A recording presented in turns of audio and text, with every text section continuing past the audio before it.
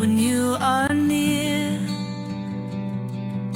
Your light breaks through our deepest fear. You make the broken heart rejoice. In you we find our voice. We lift you high above the skies. With every breath our praises rise. Your love, it never fades away. We worship you both night and day.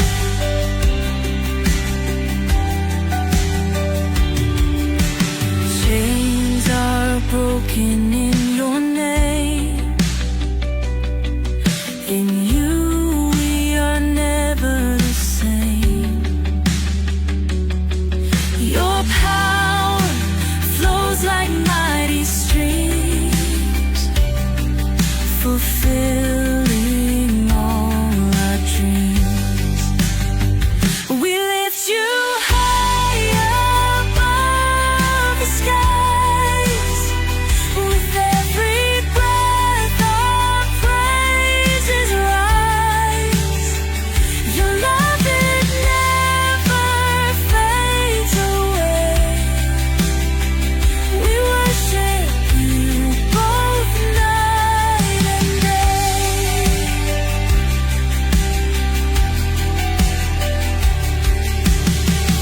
Your name is power, life, and peace. By your word our fears release. You are the hope that fills our soul. In you we find our goal. We lift you high above the skies. With every breath our praises rise. Your love, it never fades away. We worship you both night and day.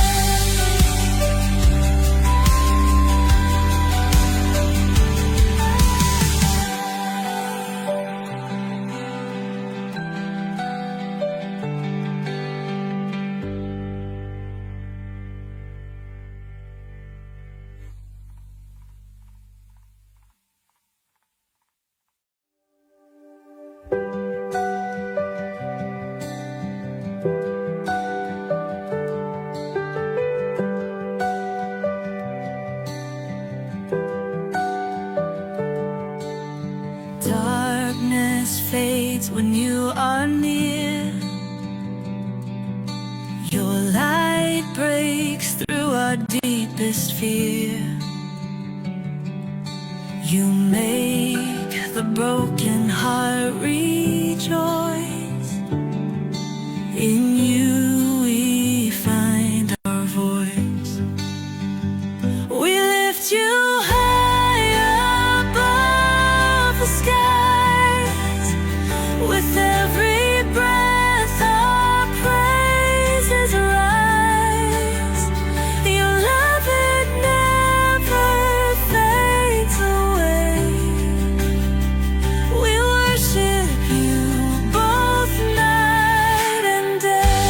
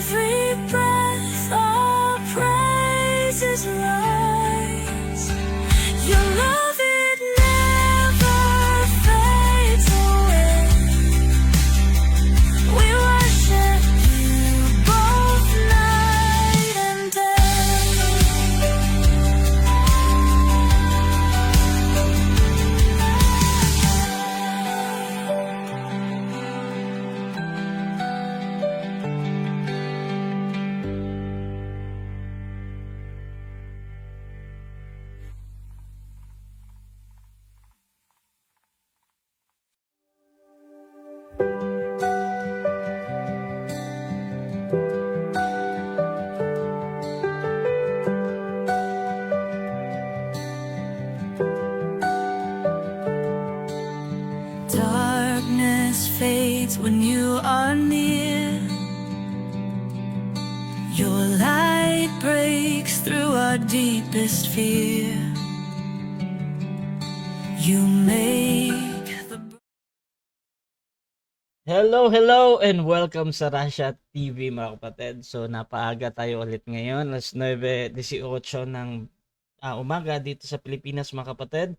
At meron tayong debate na magaganap between Church of the Firstborn versus House of Israel mga kapatid. Ang topic nila, patutunayan ni Pastor Cesar Baladad na ang House of Israel, righteous Gentile, ay walang kaligtasan. Again mga kapatid, wala dong kaligtasan ang mga nasa House of Israel, righteous Gentile mga kapatid. Affirmative natin syempre si Bishop Cesar Baladad, negative naman si Brother Jerry mga kapatid. At ang ating setup ng debate, so standard to yung 10-7 natin, 10 minutes presentation, 7 minutes sa ating cross, 10 minutes sa ating rebuttal, 7 minutes sa ating second cross, at 5-minute final conclusion. Total ito ng halos 2 oras. At dito naman mga kapatid, sa ating rules, so hindi naman sila bago sa ating platform, so summarize ko na lang. Ang rule number 1 natin, yung 20 seconds na pagsagot. Rule number 2 natin, yung ating close-ended or categorical question. Rule number 3 natin, yung 10 seconds explanation rule. Rule number 4 natin, kung ano yung tanong, yun ang sasagutin. Rule number 5, limit sa first stand. Sa first stand, doon lang kayo dapat magtanong sa inilatag ng katunggali. Pero kung sumasagot naman, walang problema sa moderator yan. Hanggang hindi siya nagre-reklamo ng hindi ko pa nilatag yan. Dahil i-automatic next question ko yan pag sinabi niya. Pero sa rebuttal, pwede nang itanong ang lahat. Rule number 6, dalawang warning galing sa akin. May disiplina, syempre. -1 minute. Rule number 7, isang objection lang at isang clarification every question at no objection during final conclusion. Rule number 8, no insult about physical appearance or pagmumura na alam natin kahit pa pupwede or pupwede sa inyong mga kinaaniban. Rule number 9, no challenge question. Rule number 10, pwede kayo magtanong pwede kayo magtanong ng mga sensitive na paksa or mga personal question. Rule number 11, disconnection time limit, 7 minutes lamang ako maghihintay. Rule number 12, bilang moderator, may kapangyarihan ako magtakda ng bagong rules na hindi nakasaad dito kung ito lang naman ay kinakailangan. Rule number 13, bilang moderator, ako'y nagsisilbing pangasiwa lamang ng debate na ito at hindi ako responsible sa anumang pananaw, paniniwala o pahayag ng mga debater. Mga sagot at opinion ay pananagutan ng mismong nagsasalita. Hindi rin ako mananagot sa anumang hindi pagkakaunawaan, pagkasira ng relasyon, o iba pang epekto dulot ng debate na ito. So by the way mga kapatid, kung nga pala si Rasha Vista, ako po ay isang Catholic at matagal na ako nagmo-moderate dito online at ako po yung tatayong moderator, streamer, timer sa debate na ito. So sumasang-ayon ba ang ating affirmative sa lahat ng nabanggit? Opo, moderator, sangayon ako dyan. At sumasang-ayon din ba ang ating negative? Yes, sumangayon ako Okay, sa role ng ating debate. Thank you. So, yan yung ating confirmation mga kapatid. At before natin simulan ng ating debate, syempre gusto ko muna kayong magpakilala sa ating audience at baka pwede nyo din ikwento paano ba nagsimula ang pag-uusap na ito. At unahin natin si Pastor. Pakilala. Okay, magandang umaga po sa lahat. At tayo po ngayon ay nandito tayo naka-live tayo para sa ating mga membro din sa Luzon, Visayas, Mindanao, sa Mindoro Oriental, sa may Malansay, Mindoro, at doon sa Davao City, Surigao, Tago, Surigao, at Butuan City, at ito sa Manila at Bulacan. Okay? At nandito tayo ngayon para atin pong talakayan ito pong mahalagang paksa kung saan po atin pong talakayan tungkol po sa kaligtasan, ano? Kaya magandang umaga po at God bless you sa lahat, lalo na sa ating moderator. God bless you po. Okay na, moderator. Ako din tayo sa ating negative at kung paano niya tinanggap ang paksang ito. Pakilala ka, bro. Okay, magandang umaga sa lahat, no? Ako naman si Akigere bin Nuwak o ang totoo kong pangalan, Jerry Canyabano. Nasa hanay kami ng House of Israel. We belongs to the righteous Gentile of the House of Israel, na kung saan ako yung magninegatibo ngayon sa paksa na patutunayan daw ni kaibigang Cesar na ang righteous Gentile na nasa House of Israel ay hindi maliligtas ayon sa Biblia. So, yun yung topic namin. At ang dahilan bakit ito napunta dito, kasi mayroon kaming debate ni Bro Cesar. Akala niya kami ay mga nagkunwaring mga Hudyo. So, ano siya? Parang nabulaga siya na hindi pala, nagkamali pala. So, kaya nga, napunta dito at ang request naman ni Bro Cesar na dito sa kay Russia Vista yung debate namin. So, alam naman natin na mayroon din tayong mga nakalipas na mga debate dito. So, alam na natin yung pamaraan dito. So, kaya nga tinanggap natin ang hamon at ang platform na kung saan gaganapin ang ating debate. So, muli, ito yung kaibigan ninyo at kakampi sa katotohanan mula sa House of Israel, Jerry Benoak. Magandang umaga sa lahat. Okay mga kapatid, so kung gusto nyo yung mga ganitong pag-usap, ganitong content, please share yung ating live streaming ngayon or mag-comment kayo mga kapatid. Dahil babasahin ko yan yung inyong mga comments. So again mga kapatid, ang ating topic ngayon ay patutunayan ng ating affirmative na ang House of Israel, righteous Gentile, ay walang kaligtasan. Pastor Bishop Cesar Baladat, 10 minutes, your time starts now. Okay, muli po, magandang umaga. Atin pong talakay ngayon kung ano po ba ang kalagayan itong righteous Gentiles, ano? Sila po ay ang kalagayan po ayon po sa Biblia, kasi sapagkat mayroong mga kasaysayan nating mababasa, sabi dito sa Biblia, sila ay hiwalay sa Diyos, hiwalay sa Israel. Yan po yung nakasunod sa Efeso 2:12, na kayo ng panahong yaon ay mga hiwalay kay Kristo, na mga di kabilang sa bansa ng Israel at mga taga ibang lupa tungkol sa mga tipan, na walang pag-asa at walang Diyos sa sanlibutan. Yan po yung ating pong nakita din, ang kalagayan po ng hintil, hintil. Kaya akin pong napatunayan na tindig, sapagkat ito pong aking pong batayan ay nasa Biblia po sa Ephesians chapter 2 verse 12, na kung saan po sila ay hiwalay, hiwalay sa Diyos at walang pag-asa. Kaya pag walang pag-asa ang tao, wala kang kaligtasan, kasi nga una-una mayroon kang tinatawag na paghiwalay sa Diyos. Hiwalay ka, hindi ka kakabilang sa bayan ng Diyos, hindi ka kabilang sa pamilya ng Diyos, hindi ka kilala ng Diyos. Kasi nga ikaw ay iba yung iyong pananampalataya, iba. Hintil. Ang hintil yan po ay tumutukoy sa mga tao na kung saan walang Diyos sa sanlibutan. Kaya yan po ang ating pong unang punto, na walang pag-asa, nasa kadiliman at kamangmangan. Ito mabigat kay kamangmangan. Kaya yan po yung kalagayan ng hintil, kamangmangan, nasa kadiliman. Ayon po sa Isaiah 9:2, ang bayan na lumalakad sa kadiliman ay nakikita ng malaking liwanag. Ibig sabihin, nagkaroon sila ng pag-asa nung mayroong liwanag na nakita. Sa Isaiah 42:7, upang magdilat ng mga bulag na upang makalabas ang mga nabilanggo. Yan po yung kanya pong hula dito, kung saan po ang hintil po ay mayroon silang pag-asa, sapagkat mayroong darating na ikangay magbibigay ng liwanag sa kanila. Kaya yan po yung ating alamin mamaya, kung sino po yung parating at sino po yung hinulaan ni Isaiah na tungkol dun sa hintil, na kung magkaroon sila ng liwanag. May pag-asa sila kung kanilang tanggapin yung parating, yung sinabi ni Isaiah. Ano pa sabi dito? Nasa ilalim ng kasalanan, sabi sa awit 51:5, narito ako'y inanyuan sa kasamaan at kasalanan ay ipinagdihi ako ng aking ina. Ibig sabihin pala, ang tao pala na tayo po ay walang sa Panginoon, tayo ay pinagdihi sa ating ina na may kasalanan. Ibig sabihin, walang matuwid, wala pang righteous.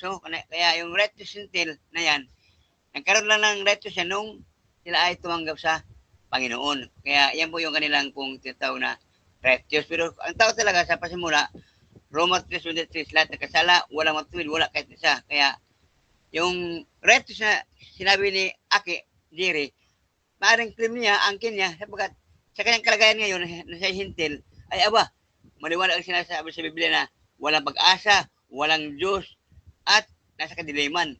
Ngayon, ang kanyang claim na righteous sila, ang kanilang grupo, ay walang kaligtasan yan kasi ano lang claim nila yan, claim lang nila yan, pero walang assurance na sila talaga iligtas. Bakit? Unang-una po, walang connection sa Diyos, walang pag-asa. Kaya yan po yung ating pong pundasyon, sa Efeso 2:12. Anong kalagayan ng mga hintil? Dati, yung mga tao na kung saan dati ay walang pag-asa sa Panginoon, sila ay walang Diyos. Tanong, paano sila magkaroon ng pag-asa? Ang pag-asa nila, kung kanilang tanggapin ang ating Panginoong Jesucristo. Yan ang kanilang pag-asa na magkaroon sila ng liwanag. Kasi si Kristo ang ilaw na sinilibutan. Sabi doon sa, ako ang ilaw, sabi ni Kristo. Ang lumalakad ay hindi mo dinapa. Kaya ngayon, ang kitong hinti na ito na nagsasabing righteous, sa ngayon po, sa kalagayan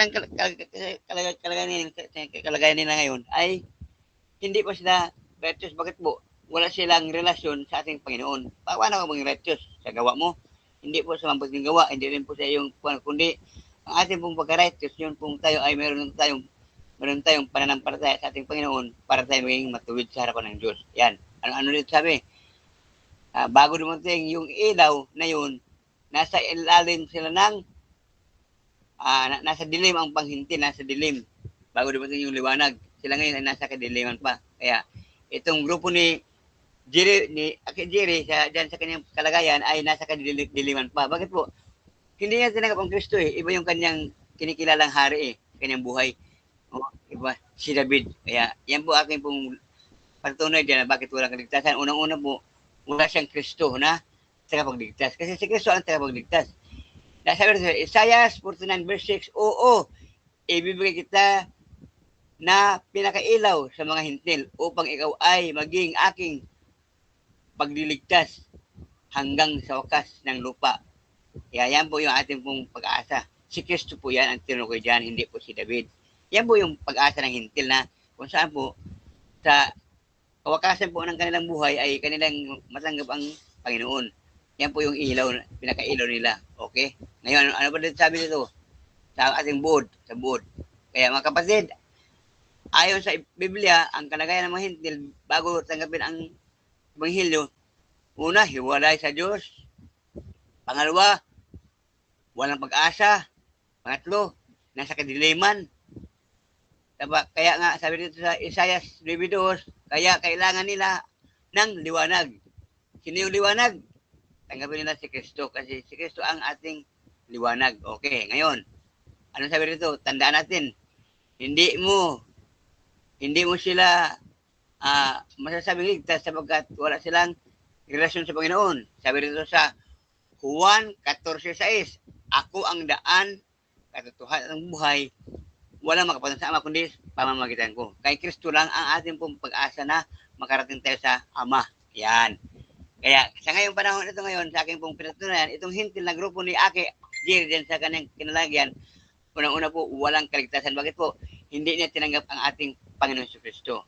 Ang Panginoon, sabi ng Panginoon sa kanyang salita sa Juan 10:16, at mayroon akong ibang mga tupa na hindi sa kulungan ito. Sila kailangan din lamang dalhin upang magkaroon ng isang kawan at mag-isang pastor. Kaya dapat dito, si Aki Jerry, magpailalim siya sa dakilang pastor na walang iba kundi ang ating Panginoong Jesucristo. Yan po yung ating pong, ating pong paliwanag, Kaya, ano pa sabi dito? Zacarias 4:6, hindi sa pamamagitan ng kalakasan, kundi sa pamamagitan ng aking espiritu. Laban ang ating espiritu po, yan po yung ating tinatawag na lumalaban po sa kasalanan, yung ating espiritu na binigay ng Diyos, yung ating espiritu, yan po yung lumalaban sa kasalanan. Ibig sabihin, yan po yung ating gabay, yung espiritu ng Panginoon. Okay. Ngayon, ating alamin dito. Itong grupo ng ni Aki Jerry ay sabi niya dati, siya ay Noahide. Kaya hindi ko maintindihan kung ano ang kanyang tindig. House of Israel, Noahide. Kaya ang gulo. Kaya marami siyang grupo na kung saan po, ito po ay mga grupo na ito, kundi hindi po ito ay tayo ng Panginoon, kundi gawa-gawa lamang. Sabi ni Pablo doon sa Roma 10:2. Sila ay nagsisikap na maitayo ang kanilang sarili. Nagsarili. Kaya, Noahide, House of Israel, Righteous Gentile, hindi mo matukoy kung ano talaga ang kanyang tindig. Pero ngayon pa man, ganun pa man, kabilang pa rin sa hintil yan. Hanggat wala kang Kristo sa buhay, ikaw ay nanatiling hintil at walang pag-asa at walang kaligtasan. Yan po yung ating pong paniniwala din. Ayon po sa Biblia, ano? Hindi po tayo nagkaroon dito ng tindig na akin-akin lamang, kundi po ayon sa Biblia na ating pong nabasa. Kaya yan po yung aking pinakapundasyon, gibain niya, na siya ay may kaligtasan sapagkat depende sa kanyang paniniwala. So, sa akin ngayon, alam kong wala, unang-una, alam kong wala. Bakit po? Itong grupo ni Jerry ay, alam ko ay, hindi ito tumatatanggap sa Panginoon, kundi ang kanyang hari ay si David. Kaya yan po aking tindig dyan na walang pag-asa, walang paligtasan sapagkat walang Kristo.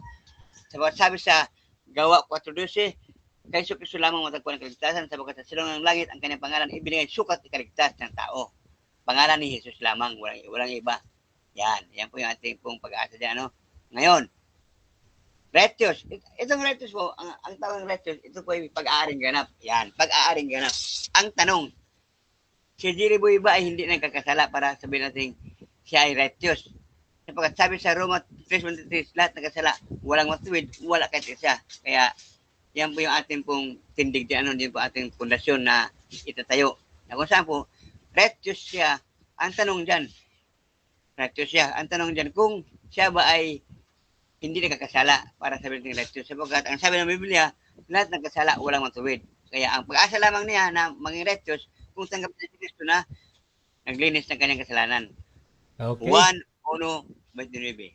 Time na? Yes, Bishop. So, dyan nagtatapos ang unang pahayag ng ating affirmative. Dako tayo sa unang pagtatanong ng ating negative, Brother Jerry ng House of Israel. Your time starts now, bro. Okay. Magandang umaga uli, no? So, una kong tanong, kapatid na kaibigan na si Sar, sa Ephesians chapter 2 verse 12, yung bang binasa mo kanina na Gentile, mayroon ba nakalagay na righteous o mayroon o wala? Yung alin. Ulit mo, di ko maintindihan. Mr. Moderator, Di ko maintindihan. Parang may clarification siya eh. Di ko maintindihan. So, Parang ganito. si Sar, parang may clarification siya. So, kung clarification, tawag kayo ng moderator, ha? Pero kung Opo. ika-clarify ng kabilang panig or doon pa din siya sa tanong, you can proceed negative. Clarify. Sa negative? So, Nakuha mo ba yung clarification? Bro Jerry? okay. So, ito. Bro, si Sar, doon ba sa binasa mo na Ephesians chapter 2 verse 12, may nakalagay ba doon na righteous Gentile? Meron ba dong nakalagay doon? Walang nakalagay. Okay. Wala ito Wala. ang binasa. Okay, wala. Bakit? Ito ang binasa. Okay. Kalagayan ng hintil noong unang panahon, hiwalay sa Diyos. Wala kong sabi na may righteous. Wala. Kundi ang kalagayan nila noon, hiwalay sa Diyos, walang pag-asa, at kabilang sa mga nasa kadiliman. Yun ang aking sabi. Hindi ko sabi na may righteous. Next question. Opo. Okay. So, sinabi mo na walang pag-asa, walang Diyos dyan sa Ephesians chapter 12. Yung bang meaning ng righteous is matuwid ba yon o hindi? Okay. Ang righteous, sabi ko nga, matuwid yun. Matuwid. Inaring ganap yung matuwid. Kasi nga, kung nasa Panginoon ka, maging matuwid ka. Opo. Okay. Ito bang nasa Ephesians chapter 2 verse 12, matuwid ba ito? Hindi. Hindi. Kasi walang ditong Kristo. Hiwalay kay Kristo. Mga hiwalay kay Kristo. Na mga kabilang sa, di kabilang sa bansa Israel. Hiwalay ito. Yung inyo, hiwalay kayo kasi wala kayong Kristo. Yung inyo. Oo. Kayo yan. Ibig sabihin, bro, okay. Ibig sabihin, bro, si Sar, itong Ephesians chapter 2 verse 12, hindi ito righteous Gentile, kundi Gentile lang. Tama? Opo, gentle lang, gentle. Kasi nga, hiwalay kay Kristo. Hindi lang righteous yan. Kasi hiwalay eh. Pag hiwalay ka kay Kristo, hiwalay ka, hindi ka righteous kasi hiwalay ka eh. Opo. Yan. Okay. So ito yung tanong kasi binanggit mo kanina ang hari ko ay si David bilang Misaya. Ngayon tanongin kita.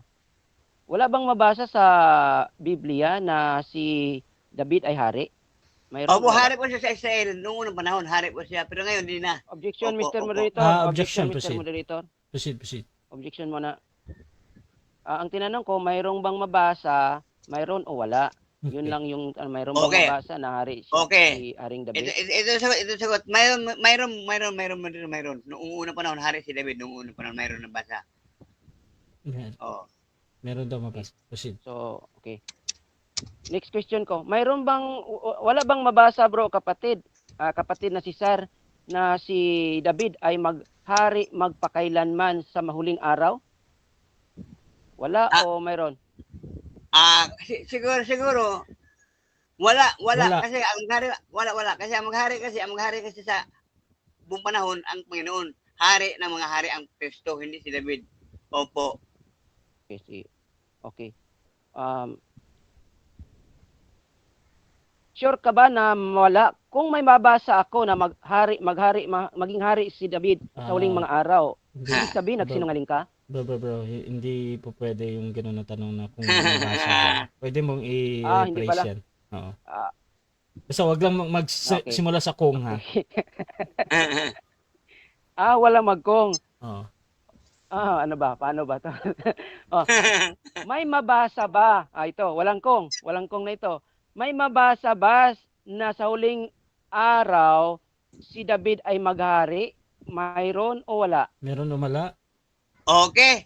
Ayon sa Ezekiel na nakakaya doon, maghahari. Pero ito po ay hindi mangyayari Objection, sapagkat Mr. ang Moderator. naghahari. Objection, proceed. Objection, proceed. Objection mo no? No. Oo nga. Kasi Oo. ang tanong ko, mayroong bang mabasa o wala? Mayroon na Mayroon nabasa o wala? na. Mayroon na. Oh, yeah, ito yung sagot. Meron daw 20 segundo kung paliwanag, pastor. Mayroon. Kaso lang, may hangganan yun. Hindi pang habang buhay kasi si David patay na eh. Patay na si David eh, patay na eh. Paano maghari ng habang buhay, patay na. Mayroon siyang kasaysayan na hari siya sa Israel noong unang panahon. Ngayon wala na kasi patay na si David eh. Opo. Yan ang sagot ko. Next question. Objection, Mr. Moderator. Objection, proceed. Objection mo na, Mr. Moderator, okay ba? Pwede, syempre. Ang tanong ko kasi is in the latter times in the latter days kayong tanong ko kasi ang sagot naman niya is in the past event of the life of David. Pero ang tanong ko is wala bang mabasa na maghari siya magpakailanman? Yun yung tanong ko kanina. So yung sagot niya parang hindi yung tugma sa sinagot niya na mayroon. Moderator, sagot ko na. Okay. Ayaw lang niya sa sagot ko. Okay, so ganito ang desisyon mga kapatid. Ang importante sa akin yung pagsagot naman ng categorical at sumagot naman. Pero dun sa pagpapaliwanag, kahit pa sa kabilang panig, it doesn't follow ha, or mali. Tinatanggap pa din yun lagi ng moderator as a valid answer. So, proceed pa din, Brother Jerry, sa next question. Okay. Ayon sa Tanak, kapatid, ito ba ang dito sa inilatang niya sa Juan chapter 10, sabi mo na si Yeshua ay pastor, isang pastor. Nag-iisang pastor, sabi mo kanina. Opo. Ngayon ang tanong ko, ito ba'y kung wala ba itong cross-reference sa Tanak? Mayroon. May pastor din sa Tanak, sa Lumang Tiwan, mayroon din pastor din, binanggit doon, sabi ng Diyos. At ako'y maglalagay ng pastor, nakakandili ng inyong kaluluwa at magtuturo ng kaalaman. Mayroon din yan sa Tanak. Opo, mayroon din, nabasa ko yan. Okay. Kung mayroong pastor sa Tanak, sino ang nag-iisang pastor na itatalaga ng ating pong may kapal sa huling mga araw? Si Jesus, si Kristo. Si Kristo, Juan 10:11, ako ang mamuting pastor, sabi ni Objection, Kristo. Mr. Moderator. Objection, Mr. Moderator. Ang tanong ko sa Tanak, hindi sa Brit Hadasha. Okay. So, ayon sa Tanak, Sino, kasi sinagot niya sino ang nag-iisang pastor na italaga ng ating poong may kapal sa huling mga araw? Okay. So, ganito, Pastor Cesar, may Opo. counter objection ka ba or tuloy ka na? Opo, kasi malayo yung malayo yung paksa namin. Napunta kami sa pastor. Aming paksa kaligtasan, hindi sa pastor kasi Okay. ang aming paksa dito kaligtasan. Okay. Kanyang Counter ako, bro. Okay, Counter ako. okay na. Kasi Counter sa objection yun at sa counter objection na. So ganito mga kapatid, ang hinahanap lang naman ng question dito, yung sino ba? Yung pastor doon sa tinatawag doon sa ano. Ang sagot kasi nadinig ko kay Pastor Cesar kanina, si Jesus daw. Pero tinatanggap ko yun, Brother Jerry ha, kahit para sa iyo meron kang emphasis doon sa OT Okay. or sa Tanak. Pastor Cesar, tuloy ka pa din sa sagot mo, yung pastor na Opo. Ilang minuto? Okay. Ilang 30 minuto pa, seconds bro? lang, bro. Ilang 30 seconds ilang minuto? Oh, meron ako. Okay, ito sagot. Okay, mayroong binanggit doon sa Tanak, sa Ezekiel 34:23, sabi ng Diyos, itatayo ang isang pastor, isang pastor na aking lingkod na si David. Ang tanong dyan ngayon, ang katuparan, hindi si David kasi patay na si David. Next question. May binanggit David, kaso lang ang katuparan dyan, hindi si David ang nangyari. Next kundi si question. Kristo. Okay. Opo. Sabi mo, hindi si David ang katuparan. May nabasa ka ba dyan time. sa sinabi mo na Time Ezekiel? na. 7 minutes na. Okay mga kapatid, dyan nagtatapos ang unang pagtatanong ng ating Amen. negative sa affirmative. The Lord. At dako tayo sa ating negative presentation. Pero bago yan, shoutout muna sa ating nasa live mga kapatid. Sabi ni Bro Kim, balak na pod na si Cesar Bisaway kaya sa debate. Shoutout din kay Althea, Pastor Cesar, paano yan di maliligtas, di ba niya tinanggap si Jesus? At shoutout din dito sa naka-Japanese, hi Bishop, kung hindi siya maliligtas, ano ang batayan mo sa kaligtasan? Di ba para yan sa lahat ng tao, kahit yung negative side. Shoutout din kay Bro Kim, Antichrist na si Jerry, Diyos niya si David.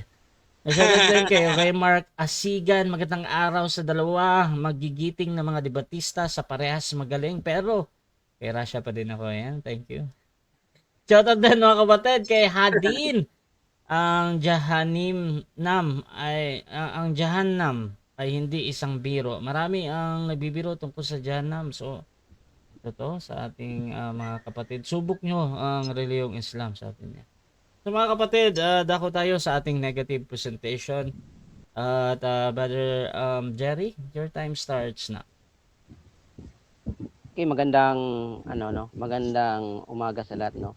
So ang ating mamaya ko na lang sa rebuttal ito kung mayroon pa akong time sa mga tanong ko. Dito muna ako sa latag.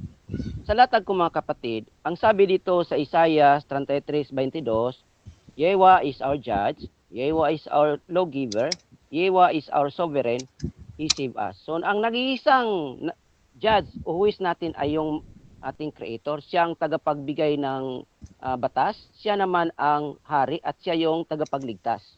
Nag-isang tagapagligtas ayon sa banal na Tanak. Sabi na ni Isaiah 43:11 din, I am Yehova and besides me there is no savior. So ibig sabihin yan, liban sa ating pong may kapal, na ang pangalan ay either Jehovah o Yehova or Yahweh, ay siya lamang ang tagapagligtas. Basahin ko ulit, besides him there is no savior. Sa Isaiah 45:22 naman, sabi dito, turns to me and be saved, all you ends of the earth, for I am El and there is none else besides me. So sabi naman dito, dapat bumalik tayo sa Kanya kasi lahat kayo, mga hinte, lahat ng mga tao, kasi siya lamang ang nag-iisa, wala ng ibang sa Kanya. So ngayon, dito tayo sa Ezekiel chapter 18:21. Sabi dito, but the wicked, paano daw tayo? But the wicked, if he turns from all his sin, which he has done, ang tao daw masama, kung isa'y magbabalik o iwanan yung mga pagkasalanan niya, and shall guard all my laws, take note, all my laws, and shall do right ruling and righteousness, he shall certainly live. He shall not die. So ano daw ang kaligtasan na tinutukoy sa banal na Tanak? Una, sundin ang kautusan. ang kanyang wastong mga pamaraan at gumawa ng makatuwiran, ikaw ay maliligtas, hindi ka mamatay, kapatid. Yun yung formula sa kaligtasan sa banal na tanak. Walang sinabi na maniwala ka kay Yeshua. Wala. Take note, wala. So, ito. Sabi dito, sa Ezekiel chapter 18 verse 31 naman dito, cast away from you all the transgressions by which you have transgressed and make for yourselves a new heart, a new spirit. Ano daw ang requirements? New heart and new spirit. Wala pa ring sinasabi, you have to believe in Yeshua o Jesus. Wala. Hosea chapter 13 verse 4, sabi na naman dito, I am Yehovah, your Elohim, since the land of Mizraim, and Elohim besides me, you shall not know. So, ibig sabihin, wag kang magtatanggap, sabi niya, wag kang kumikilala ng ibang Diyos, liban sa akin. For there is no Savior beside me. Ibig sabihin yan, siya lamang ang nag-iisa. Ipinakilala niya sa pamagitan ni Propeta Hosea, sa Hosea chapter 13 verse 4, na siya lamang ang nag-iisang Diyos, walang tagapagligtas liban sa akin. Sa dami-dami ng ating mga nabasa kanina, wala tayong nabanggit na pangalang Yeshua na formula para mailigtas tayo. Ngayon, anong sabi dito? Psalm chapter 119 verse 142, sabi dito, your righteousness is righteousness forever, and your Torah is truth. So, ibig sabihin, ang katuwiran o the righteousness of our Aluwa is forever yan. At ang makatotohanan ay ang Torah. Walang iba, sabi dito. At sinabi naman niya ni Yeshua in John chapter 17:17, naka-reference yan dyan, sabi niya, pakabanalin sila sa yung katuwiran. Diba? Sabi niya, for you, that is the truth. Basahin ko. Hindi ko na lang basahin. Baka, oras bro? Oras bro? Oras siya? Oras? Okay. So sabi dito sa Psalms 119 verse 151, all your commands are truth. So ngayon, dito tayo sa Sabi dito sa paano tayo maliligtas, mga kapatid. Sabi nga dito sa Dibarim chapter, kung mayroon kayong mga Biblia, kasi mahaba-haba pa mang oras, sa Dibarim chapter 6 verse 24 to 25, pinaalalanan ang bayang Israel, kasi bayang Israel, ang house of Israel ang pinagbigyan dito. Sabi dito, and Yehovah commanded us to do all these laws, to revere Yehovah our Elohim, for our good always, to keep us alive as it is today. And it is righteousness. Ano daw? And it is righteousness for us when we guard to do all these commands before Yehovah our Elohim as He has commanded us. Paano daw magkaroon ng righteousness? Ulitin ko, guard the commands of Yehovah. Walang sinabi na maniwala ka kang Yeshua. Wala. Sa buong tanak, walang mababasa. Kaya nga, tinanong ko kanina si kapatid na kanina, wala bang mabasa na hari ang Misaya si David? Sabi niya, mayroon. Pero ang sinabi naman niya, sa buhay pa daw siya, pero in the future, wala daw. So mamaya, sa rebuttal ko na yan. So ngayon, kapatid, sino ba yung mga taong naniniwala? Sino ba yung mga taong naniniwala na nagiging righteous, but wala silang pininiwalaan na pangalan Yeshua o Jesus? Dito sa Genesis chapter 6 verse 9, this is the genealogy of Noah, was a righteous man, perfect in his generations. Walang sinabi na maniwala sila kang Yeshua. Pero ang sabi ng banal na tanak, he is righteous. Ito naman, sa Iyov chapter 1 verse 1, there was a man in the land of Uz, whose name was Iyov, o tinatawag Job. And that man was perfect and straight, and none who revere, and perfect and straight, and one who revere Elohim and turns aside from evil. So, anong tawag dito? Perfect. Walang sinabi na niwala kay Yeshua. Ito pa, verse 8. And Yehovah, the Most High, said to Satan, have you considered my servant Iyov? There is none like him on earth, a perfect and straight man, one who revere Elohim and turn aside from evil. So ano dang tao? Mismo ang ating Panginoong Yewa, ang sabi niya, Eob is perfect and straight. Kanina, sinuwak, walang sinabi na niniwala sila kang Yeshua. Diba? Tingnan mo. Ito, sa Jonah chapter 3 verse 10, when Yewa saw that they had, so ito yung nangyari sa Ninibe, kung saan nagbalak ang ating Panginoon na i-destroy yung Ninibe, pero dahil sila ay bumalik sa ating Panginoon, they turn from evil ways, walang sinabi na naniwala sila kang Yeshua. Sabi pa dito, and did not bring upon them the destructions he had threatened. So hindi niya pinarusahan ang bayang Ninibe noon. Walang sinabi na maniwala ka kang Yeshua. So di ba? Nakita niyo mga kapatid, sabi dito. Sa Isaiah chapter 6 verse 7 ito.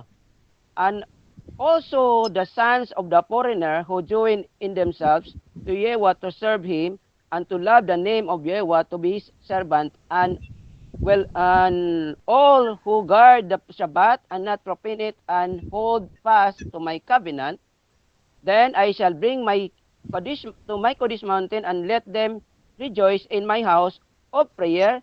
Their burnt offerings and their slaughterings are accepted to my altar, for my house is called the house of prayer for all the nations. So for all the Gentiles, wala kang mapakinggan na niniwala sila kang Yeshua.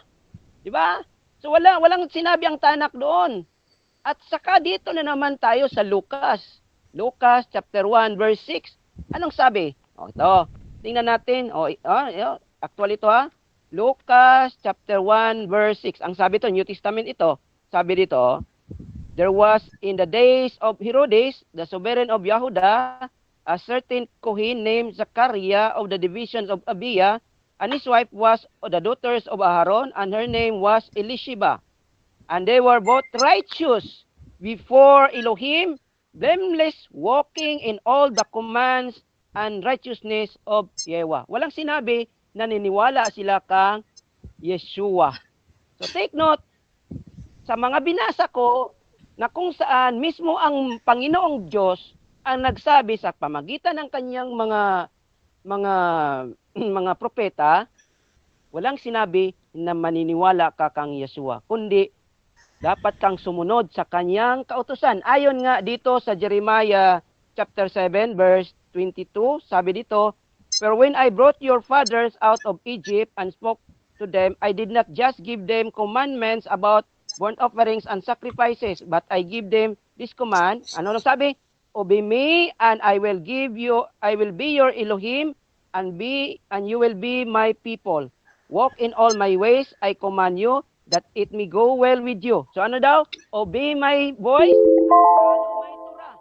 Ano daw para maging righteous? Sabi kanina, Deuteronomy. Time. Okay, so dako tayo mga kapatid sa first cross ng ating affirmative. Pastor Cesar, your time starts now. Okay. Itong tanong. Yung bang kautusan na binanggit mo doon sa Torah, yun ba naging sapat para ang tao maligtas? Yes or no? Yes. Dahil ayon sa sabi ng ating Panginoon sa Deuteronomy 6:25, that is their righteousness. Ibig sabihin, that is their righteousness. Therefore, that is the command directly from Allah to Prophet Moses that commanded that this is your righteousness, to follow the Torah. So yun, klarong-klaro yan, kapatid. Walang Jesus. Okay. Tanong uli, sino ang may buhay na walang hanggan? Yung righteous o yung sumasambalataya sa anak ng Diyos? False. Palasi ang tanong niya. Palasi kasi righteous at saka nasa Panginoon daw. So wala akong false dilemma yon. Objection o counter. Okay, counter. Ito may bahagi ng kanya pong latag na kung saan po tungkol po doon kay Yeshua. Kaya ang tanong ko rito, sino ang may buhay na walang hanggan? Yung righteous o yung sumampalataya kay Kristo? Oo. Kaya nga, naging false dilemma yon.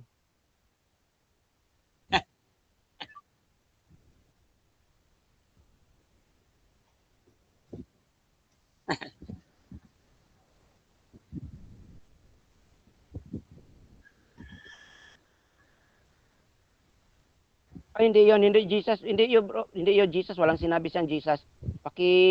Ulit ng tanong, tapos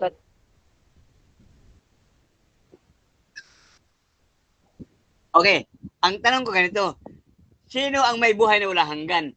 Yung righteous o yung sumampalataya sa Panginoong Jesucristo? Yun ang aking tanong. Opo. okay, Panginoong Hesukristo. Ang may buhay na walang hanggan ay yung tinatawag na righteous. Kasi ganito ang sagot ko. Dahil walang sinabi ang buong banal na tanak na maniwala ka kay Jesus Christ. Kundi ang sinabi nga doon, maging righteous ka kung susunodin mo ang kautusan na sinabi nga mismo ng Diyos sa bayang Israel. Okay, tanong. Nasunod ba lahat ng bayang Israel yung kautusan ni Moises? Yes or no? Nasunod ba lahat? Yes or no? Okay. Hindi lahat. Dahil may mga taong itinuring na mga banal o righteous kagaya ni Daniel, Iob, at ito'y mababasa mo kapatid sa Ezekiel chapter 14 verse 14. Nandun yun sila. Mga righteous person yun. Okay. kung righteous sila, bakit sinugo pa ng Diyos ang kanyang anak sa sanlibutan kung righteous na pala ang mga tao? Bakit sinugo pa si Kristo ng Ama dito sa sanlibutan? Mr. Moderator, hindi ko nilatag yan. Siya naglatag niyan. Automatic next question yan, hindi pa daw niya nilatag yan. Hindi. Okay. Ito, check nilatag mo to. Okay. Ang sabi mo, righteous, ang sabi mo ng Biblia, lahat ay nagkasala, wala kahit isa. Tama ba ito? Mali ito. Tama ba daw yan? Sabi mo, righteous. Tama yan. Tama yan. Sa Ezekiel chapter 7 verse 20, sabi nga dito, walang banal na gumagawa ng maganda na hindi nagkasala. Tama yan. Wala namang sinabi na hindi nagkasala. Pero banal sila. Tatawagin banal. Ayon sa Ezekiel chapter 7 verse 20. Okay. Yung bang nagkasala, matatawag ng righteous, yes or no? Yung nagkasala. Righteous ba daw yan? Yes, righteous kasi tinawag ng ating Panginoon na banal. Hindi righteous yon. Pero nagkasala sila. Kasi walang tao nga, sabi ng Ezekiel chapter 7:20 na hindi nagkasala. Pero tawag niyan is mga banal. Okay. Yung bang nagkasala, righteous pa rin yun ba? Hindi. Yung nagkasala. Ayon sa ating Panginoon, righteous din. Sabi nga, ulit-ulitin ko, Ezekiel chapter 7 verse 20, dahil sabi niya, walang, basahin ko na lang para mas maganda. Okay, wait lang. I-summarize ko lang. Walang Next question. banal na gumagawa ng sige. Next question, Pastor. Okay, next question. Okay. Next question daw. Okay. Ikaw ba, Brother Jerry, ikaw bilang righteous, ikaw ba din nagkakasala, yes or no? Ikaw? Yes, nagkakasala ako. Kasi ang righteousness ay ito. Sabi nga ng Ezekiel chapter 7, sabi ko kanina sa Ecclesiastes 7 verse 20, lahat ay nagkakasala, pero tatawagin pa rin silang matuwid. Next question. Last 1 minute. Last question. Okay, last question. Ngayon kayo, nagkasala ka ngayon. Ikaw ba maligtas kung nagkasala ka, yes or no? Yes or no? Yes, ligtas ako. Kasi ang pangako ng ating, yes. Kasi ang pangako ng ating Panginoong Diyos ay ililigtas niya lahat. Mapahintil ka man o hindi, as long as you follow the Torah. Kasi ang kasalanan, may dalawang kasalanan na yung conscious ka na gumawa ka ng kasalanan at mayroon ding unconscious. Okay, meron time. Meron pa, last question. Meron pa. Okay, last question. Okay. Ngayon, Ano ngayon ang gagawin mo para ikaw ay patawarin sa iyong kasalanan? Anong gagawin mo ngayon sa iyong sarili? Ang gagawin ko, sabi nga ng ating Panginoon sa banal na tanak, sabi nga dito sabi ni Propeta Jeremiah, obey His voice and follow the Torah. At sabi ng Deuteronomy, revere Him. Nag-iisa lamang Diyos ang dapat nating susundin. Siya lamang. Okay, so dyan nagtatapos mga kapatid ang first stage ng ating debate. So shoutout muna sa ating nasa live mga kapatid. Shoutout dito kay Hadin Apino, kay Brookim Alper. Shoutout din dito kay Raymark. Magandang araw daw sabi niya kay Brookim Alper.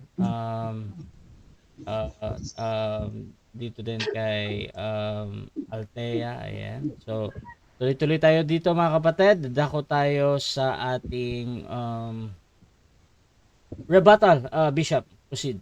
Okay.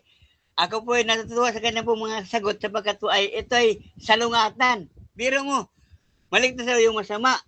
Ibig mo sabihin, ihahalo sa matulad ang masama. Ang sabi ng Panginoon ganito, ibubukod niya ang kambing at tupa. Yan po ano, sabi ng ating pong Panginoon Jesucristo. Kaya hindi pwede dito na ang masama maligtas kasi nga, ang masama, sabi dito sa Ezekiel chapter 18 verse 20, sabi dito, ang kaluluwa ng nakakasala ay mamamatay. Sabi dito, kaya ang tao ay mamamatay kung siya ay nakasala at pananagutan niya sa Diyos ang kasalanan na kanyang nagawa. Kaya ibig sabihin dito, pag nagkasabi na kanina, mayroong kasalanan na malaki at mayroong maliit, ganyan, halimbawa, ganyan. Hindi po, lahat po ng kasalanan ay masama. Maliit mo malaki, yan ay kasalanan. Ngayon, anong lunas? Sabi ko, ano ang lunas ng kasalanan? Sabi niya, sumunod daw sa kalooban ng Diyos. Okay. Ngayon, ano ba ang kalooban ng Diyos? Yan ang ating magandang pang-iwan sa kanya mga assignment. Ano ang kalooban ng Diyos para siya ay mapatawad sa kasalanan? Ano ang kalooban para kanya masunod? Ngayon, sabi dito, pag-aaring ganap, righteous, pag-aaring ganap. Okay. Ang isang tao na mayroong kamalian ngayon ay pagkakilala sa unang-una, pag-aaring ganap yung tao na nagkakasala, aring ganap lamang siya kung siya ay tumanggap sa ating Panginoon, aring siyang ganap. Bakit po? Ang Panginoon lamang Jesucristo ang naglilinis ng kasalanan ng ating kasalanan, ang kanyang dugo. Ayon po sa Hebreo 9:27. Itinakdak na minsan sa tao mamatay pagkatapos paghuhukom. Kaya yung paghuhukom po, ibinigay ng Diyos kay Kristo. Hindi po sa Ama ang paghuhukom, kundi na kay Kristo po ibinigay ng Ama kay Kristo. Kaya sabi doon sa Hebreo 9:22, halos lahat ng bagay ay nilinis ng dugo. Sapagkat kung walang dugo, walang kapatawaran. Kaya ang kanyang sabi kanina, kautusan daw ni Moises ang sundin para sa Torah, para daw maligtas. Mali, nagkulang nga eh. Ang sabi doon sa Hebreo, kung di siya na nagkulang ang kautusan, hindi siya na magkaroon ng bagong tipan. Nagkaroon ng bagong tipan. Bakit? Nakitaan ng pagkukulang yung lumang tipan. Nagkaroon ng pagkukulang. Bakit? Hindi nasunod lahat. Bakit po? Sabi sa Santiago, pag nagkamali ka ng isa, ng kautusan, lahat mali. Kaya walang perfect dyan. Hindi mo pwedeng i-perfect yan. Sabagat ang tao, sabi na kanina, nagkasala talaga. Ayan.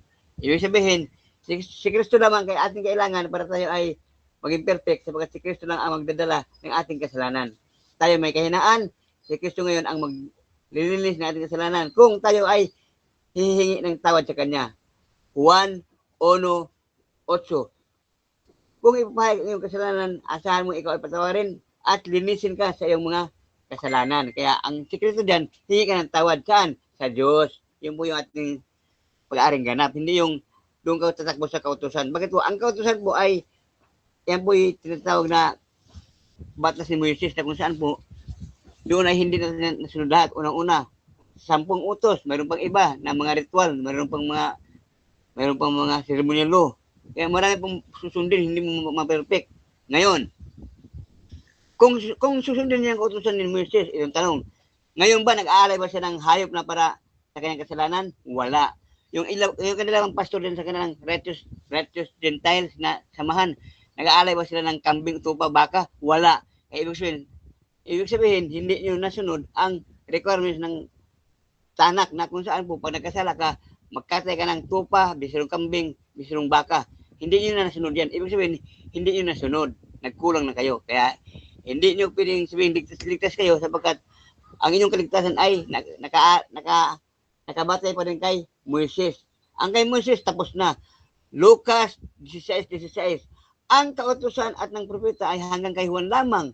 At buhat noon ang ipangaral ay ang Ebanghelyo. Yan. Yan po yun ano. Anong kaligtasan natin ngayon? Ebanghelyo ni Kristo. Basa. Sabi sa Roma 1:16.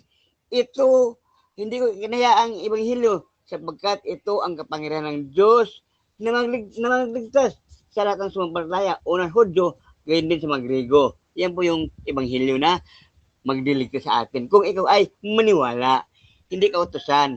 Wala kang mababasa sa Biblia na maligtas ka sa kautusan mo. Bakit? Sa lumang tipan, lahat ay nagkasala. Walang magtuwid, wala katigtas. Kaya kung righteous pa, dapat wala na si Kristo. Dangan din na sunod, kaya mayroong Kristo. Bakit po? Si Kristo lamang ang naglinis ng ating kasalanan, hindi po yung kautusan ni Moises. Kasi sabi doon sa Biblia, sa Hebreo 8:13, kung di siya na nagkulang ang kautusan, ay hindi siya na magkaroon ng bagong tipan. Nagkulang yung una ating basahin. Hebreo 8:13. Ating basahin para maliwanag ano. Hebreo 8:13. Yan po ngayon kanyang pinagmalaki itong kautusan ano ni Moises. Sabi rito sa Hebreo 8:13. Ito, basa. Okay, ito, basa. Hebreo 8:13. Doon sa sinabi niya, sino ba sabi? Niya, isang bagong tipan ay niluma niya ang una. Datapot ang naging luma ay matanda at malapit ng lumipas. Lipas na eh. Bakit? Nasa bagong tipan tayo. Lipas na yung iyong tipan, Jeriboy. Kung sabaga sa ating papanahon ngayon, wala na yan. Lipas na eh. Nawala na eh. Kasi bakit po? Lucas 16:16. Ang propeta at ang kautusan ay hanggang kay Juan lamang. Juan. At buhat noon ang ipinangaral ay ang Ebanghelyo. Hindi kautusan. Wala. Kaya wala kang kaligtasan. Bakit po? Basa. Marcos 16:16. Sabi ni Kristo sa kanyang mga alagad, humayo kayo sa buong sanlibutan at pangaral ang Ebanghelyo. Ang sumampalataya at mabautismuhan ay maligtas. Ikaw, Jeriboy, di na ng palataya, wala kang bautismo, hindi ka maligtas. Ang mga righteous na yan. Hindi ka maging righteous. Bakit po? Mayroon kang kasalanan eh. Sabi mo kanina, oo, nagkasala ako, pastor. Okay. Ibig sabihin, hindi ka righteous. Bakit po? Nagkasala ka pa eh. Ha? Nagkasala ka pa. Hindi po, kung aminin righteous siya, kung nagkasala ka. Hindi mo pwede sabihin yan, ganun, Jeriboy. Di pwede sa Diyos yan eh. Anong sabi ng Panginoon sa mga parasiyo? Hoy. Sino sa inyo nagbabawala na bakit kayo ay nagpabautismo kay Juan? Linisin niyo muna ang inyong mga puso, mga hipokrito. Oh, hipokrito. Ang tawag din sa inyo, hipokrito, righteous. Righteous pa na di ka nakasala ka pala, hindi ka righteous kasi mayroon kang kasalanan. Ang walang kasalanan nun ang righteous. Yan. Yung tinatawag na righteous, yung walang kasalanan. Ngayon, ano sabi dito? Ariin ganap ka lamang kung ikaw ay sasabra kay Kristo. Ariin ganap ka ng Diyos. Pero kung sabi mo kautusan kay Moises, wala. Bakit po? Si Moises din ay mayroon din siyang tinatawag na kay Panginoon si Kristo. Sabi doon sa Deuteronomy 18. At ang Diyos maglalagay ng isang propetang tulad mo. Kaya ang Panginoon nagtalaga ng isang tao na talaga na mga ngasiwa sa kanyang bayan. Walang iba po kung ating Panginoon si Kristo. Pastor, prophet, guro, Panginoon. Nasa kanya yan, titulo na yan. Anong sabi doon? Sa Isaiah 9:6. Siya ay tawaging makapangyarihang Diyos at walang hanggang Ama, prinsipe ng kapayapaan. Kaya ang Panginoon sa Kristo, siya po yung hari, inilagay doon sa kanya balikat ang pag-aatang. Anong sabi niya sa Matthew 28? Ibigay sa akin ang lahat ng kapangyarihan. Kaya kay Kristo ngayon ang kapangyarihan. Wala kay David.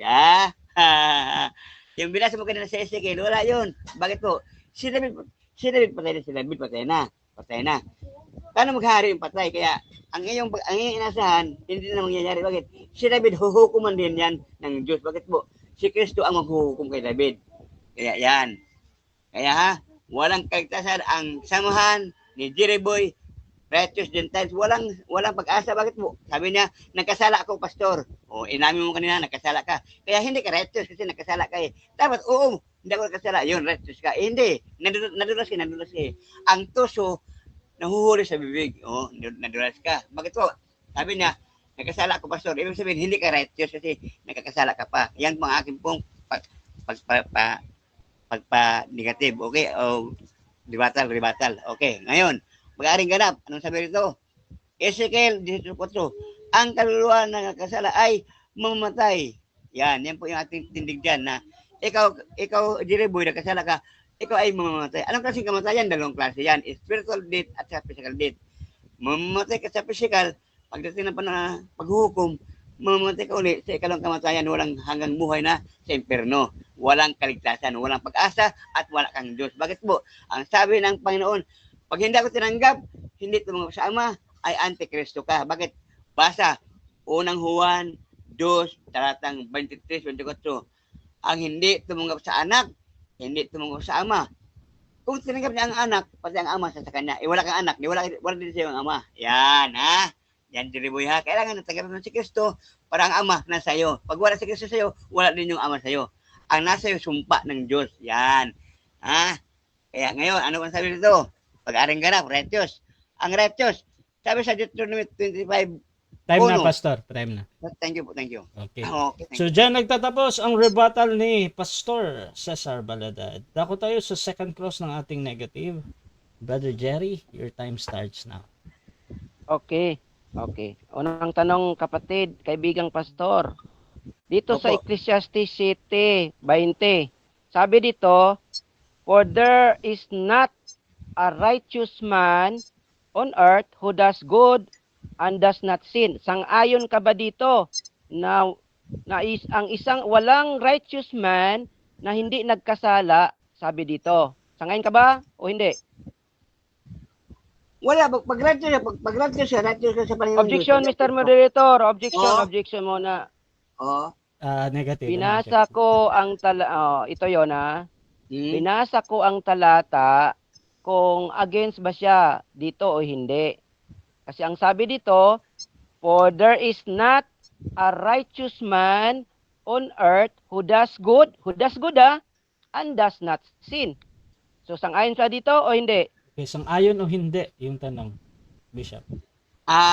Hindi ako siya ayon dyan. Hindi. Bakit mo? Ang tao, righteous lang ang tao kung siya ay hindi nagkasala. Pero pag nagkasala ka sa Panginoon Diyos, hindi ka righteous. Basa, Hebreo 10:38. Ang tapat kong lingkod na nanalig sa akin, pagpalain ko. Ngunit kung siya tumalikod, hindi ko kalulugdan. Wala rin eh. Nagkasala eh. Pag nagkasala ka, hindi ka kalulugdan. Okay. Next Opo. question. Dahil hindi ka sang-ayon nito, alam mo ba ito'y salita ng ating Panginoon sa pamagitan ng kanyang mga lingkod? Alam mo o hindi? Depende sa sabihin mo kasi meron akong hindi pa rin nawala. Objection, Mr. Moderator. Objection again. Objection, Mr. Moderator. Negative, ano yan? Binasa ko kanina ang Ecclesiastes 7:20. Tapos hindi siya sang-ayon nito. Ang tinanong ko ngayon, alam mo ba na ang ito'y mula sa ating buong may kapal sa pamagitan ng kanyang mga lingkod? Alam ba niya o hindi? Okay, alam ba o hindi? Yes, alam ko. Alam daw. Alam ko, yes, alam ko.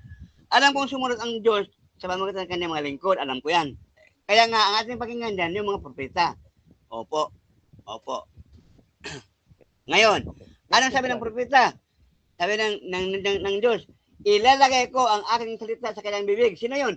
Kay Kristo inilagay, kay Jesus inilagay ang salita ng Panginoon. Basa, Juan. Next question.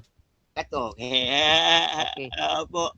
Ano ang tawag mo, kapatid o pastor Cesar, sa mga hindi sumang-ayon sa salita ng ating Panginoon sa pamagitan ng kaniyang mga lingkod? Righteous or unrighteous? Righteous. Yes. Unrighteous kasi hindi susunod. Gaya sa'yo. Nagpadala ang Panginoon ng Diyos ng Kristo, ayaw tanggapin. Objection, Unrighteous ka, Mr. unrighteous Moderator. ka. Objection. Muna. Objection. Proceed. Objection. Negative. Ano yan? Ang sagot is ad hominem. Dapat sa sagot lamang siya sa tanong ko. Huwag Okay. siyang mag-personal attack. Kagaya mo, sabi niya kanina. Okay. Ah, Pastor, meron ka bang opo. Um, Opo. Counter objection or dako na ako Okay. sa Oh, objection? ito sagot, malinaw. Okay. So I think Opo. sasagot naman si Bishop. Take Ito. note lang na open daw Oo. yung ating negative nung Opo, banggitin opo. mo na gaya niya. Ito. Proceed ka, Pastor, Bishop. Opo. Kailangan sundin yung sundin yung utos ng mga lingkod ng Diyos na kung saan pinadala, ating sundin ang kanilang sinasabi. Isa yan sa sinabi ni Jesus, ni Kristo, na sabi niya, sasampalataya ka sa akin. Sabi, bakit? Utos yun ng Ama, yun ang kalooban ng Ama. Basa, Juan 6:40. Ang sino mang nakita sa anak ay sumampalataya sa kanya. Yan ang utos ng Diyos na tayo susunod. Next question. Opo. Okay, sabi mo kanina, ang hindi sumunod o sumang-ayon sa sulat ng mga lingkod ng ating Panginoon noong unang panahon ay tatawaging unrighteous. Ngayon ikaw ay hindi naman kaman sumang-ayon sa sinabi kanina sa 7:20. Anong tawag sa iyo, kapatid? Righteous o unrighteous? Righteous. Righteous. Bakit righteous? Bakit righteous? Kasi aking sinusunod yung sabi ni Kristo na taliman sa kanyang salita, hindi po siya sino-sino man. Kundi sabi ng Ama, ito ang minumahal kong anak, pakinggan niyo siya. Ang pakinggan ko si Kristo, hindi kung sino-sino. Opo, yan po. Righteous ako. Okay. Oo. Okay. Ano ang totoo, kapatid, dito? Sabi mo kanina, ang hindi sumunod o hindi sumang-ayon sa salita ng mga lingkod noong unang panahon ay hindi righteous. Ngayon ikaw ay hindi naman sumang-ayon sa sulat sa 7:20 kanina, sinabi mo, anong totoo? Righteous ka ba o unrighteous? Ako righteous. Bakit mo? Ako, pinatawad ako ng Diyos dahil sa aking pagsisisi. Pangalawa, tinanggap ko ang Panginoon ng kanyang lingkod, si Jesus, sa kanyang pinadala, tinanggap ko rin at aking sinusunod, kaya ako righteous. Yan ang sagot ko. Next question. Opo. Okay. Mm-mm. Tama bang sabihin, kaibigang Cesar, ang hindi sumang-ayon sa Ecclesiastes 7:20 ay tatawaging unrighteous? Tama ba? Ecclesiastes 20, mangangaral sa 20. Objection, Mr. Moderator. Objection. Mr. Time stop Moderator. muna. Again. Oh. Objection. Anong objection? Basahin mo kaya kasi Wait lang. Kasi Objection kanina, muna. Negative. Ano yan? Kanina, sa first question ko, sabi niya, hindi siya sumang-ayon sa Ecclesiastes 7:20. Ngayon, ang tanong ko sa kanina din, na sabi niya, righteous pa rin siya, kahit na hindi sumang-ayon. Ngayon, ang tanong ko, tama bang sabihin na ang hindi sumang-ayon sa Ecclesiastes 7:20 ay unrighteous? Okay, Yes or no? So yes or no to, Bishop, pipili ka ba? Moderator, hindi ko man alam kanyang binasa, hindi ko man narinig kung ano yung aking sasayunan diyan. Hindi ko Okay, narinig. so ganito, Bishop, kanina- sa moderator kasi, either nabasa mo yan or hindi, kailangan lang sumagot doon sa yes or no. Pero kung hindi ka makapili ngayon, pwede ka magpaliwanag ng 10 seconds. So Okay. Opo. gagamitin mo ba? O mag-yes or no ka?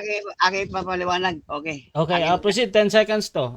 Proceed. Okay. Ito yung ating pong sagot diyan. Okay. Ecclesiastes 7:20. Huwag mo pakinggan lahat ng pagbabati. Next question na, 10 seconds. Next question, Okay, last 1 okay. minute. Okay. Dito sa Ecclesiastes 7:20, ang righteous ba dito ay hindi nagkasala? Hindi o nagkasala? Kasala o hindi? Okay. Mayroong righteous na kasala pero hindi yung kasalanan kung saan po. Objection, Mr. Moderator. Objection. Opo, ano yun? Time stop mo na. Objection. Anong objection? Negative. Oo, Ang tanong ko, within the verse lamang. Hindi pa ako naglipat ng ibang verse. Ang righteous ba dito nagkasala o hindi? Yun lang Okay, ang tanong so ko. ang unang lalabas talaga yung nagkasala o hindi, ha? Bishop, pipili ka ba? Nagkasala o hindi? Opo, moderator, hindi ko narinig yung kanyang binasa. Wala siya binasa ng ganyan, kaya hindi ko napag-aralan yan. Ang sagot ko dyan, 5 seconds. 10 seconds. Proceed. 10 seconds. Objection. Opo. 10 seconds yung sasagot dito, bro, ha? Proceed. 10 seconds pala. Opo, salamat. Opo. Ito. Hindi ko kasi narinig yan kung ano ang sagot ko na pagpilian. Ngayon, ang sagot ko dyan sa 10 seconds, Yan, ang tao kasi nagkasala. Next question na, depende next sa question kasalanan. na. Meron kasi, Next question na, meron kasi next question. nakalagay. 10 Okay. seconds, next question. Dahil hindi mo pala alam ang Ecclesiastes City 20, ibig sabihin yung salita mo kanina, mali yon? Mali o tama? Ang di ko naintindihan yung sinabi na Objection, Mr. Mediator. Objection, again, time Opo. stop ulit. Naman. Objection, Oo. negative, ano yan? Objection mo na. Proceed. Tama o mali lang. Ang sagot niya dapat. O, Okay, tanong yung ko. ang Dahil question dito, hindi mo alam pala ang Ecclesiastes City 20. O, ibig sabihin yung sagot mo kanina, mali yon? Mali o tama? mali o tama? Tama. Tama yun. Tama yun. Okay. Next question. Okay. Okay, tama. Ano ang tama? Time na. Sige, segundo na lang. So mga kapatid, dako tayo sa ating final conclusion. Ano natin mga kapatid, rebuttal pa pala. Dako tayo sa rebuttal. Proceed bro. Okay, dito tayo. So ito yung dito tayo napunta no kasi nakita natin na itong kapatid natin na bishop ay mahina pala dito sa ano. Ito sabi dito sa Ecclesiastes City 20. For there is not a righteous man, so wala daw walang tao na matuwid. Na matuwid nandito sa mundo na gumagawa ng maganda o does good, does not sin, and does not sin. So ibig sabihin, kahit na mayroon pa lang tinatawag na righteous na kahit na nagkasala ka, righteous pa rin kasi ang Diyos kasi kaibigan, siya yung tagahukom. Hindi naman si kapatid na si Sar yung tagahukom ayon sa Isaiah 33:22. So ang ginawa niya, parang yung ang Diyos natin, siya na yung ngayon tagahukom. So anong tawag diyan? Rebellious ka kapatid kasi ang role ng ating Panginoong Diyos, ikaw yung gumagawa ngayon. Sabi nga ng Diyos, ulitin ko, basahin ko nga, anong basahin ko? Sabi nga ng Diyos dito, kapatid, para para sabi niya, Yehovah our judge, Yehovah is our lawgiver, Yehovah is our savior and sovereign. Sino yung judge daw? Ang kung may kapal, hindi pala si kapatid na si Sar. Kaya nga, tinanong ko siya Ecclesiastes City 20, hindi niya alam. Ang sagot niya kanina, na ang sumalungat pala sa salita ng ating pong may kapal sa pamagitan ng kanyang mga lingkod noon, ay tatawaging unrighteous. Siya pala yun. Anak ko kapatid, hindi pala ako ang unrighteous. Ikaw pala kasi hindi mo alam ang salita mismo. So nga, ulitin ko, kanina, sa latag ko kanina, walang mababasa dyan na sa banal na tanak na maniwala ka kang Yeshua para ikaw ay maging righteous. Ang sinabi nga, klaro yon sa Deuteronomy 6:25, sabi nga dito, sabi ang Torah ay ito yung righteousness.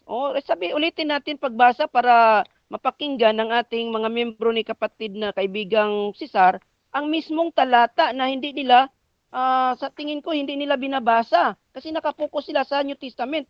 Sa Brit Hadashah. So dito, basahin natin para for the sake sa ating mga kaibigan, mga kapatid natin. So dito, sabi dito, and Yehovah commanded us to do all these laws, to revere Yehovah our Elohim for our good always, to keep us alive as it is today. And it is righteousness for us. Kailan? When we guard to do all these commands before Yehovah our Elohim. Yan pala kapatid, hindi mo pala, ang topic natin, paano kami naging righteous? Hindi mo lang tanggap kapatid, na para maging righteous pala, dapat sundin ang salita ng ating pong may kapal. Kagaya ng sinabi ni Propeta Jeremiah chapter 7 verse 32. Sundin yung kautusan. Yun lang pinakasikreto.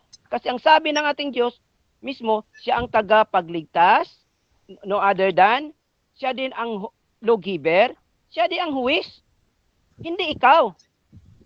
At sabi naman ni Yeshua, sasabi niya dito sa City 5 ng Mateo, hindi niya sasalungitin yan. He does not come to break the writings of Moses and the writings of the Nabiim. So ibig sabihin, sang-ayon mismo si Yeshua doon. Ngunit itong ating kaibigan na si Bishop Cesar, siya lang ang hindi sumang-ayon. Pero mismo yung Yeshua niya ay hindi sasalungat doon. Kasi sabi niya, do not think that I came to destroy. Bro Cesar, huwag kang mag-isip na pumarito si Yeshua para baliin o to break the Torah of Moses. At nasa Torah yun.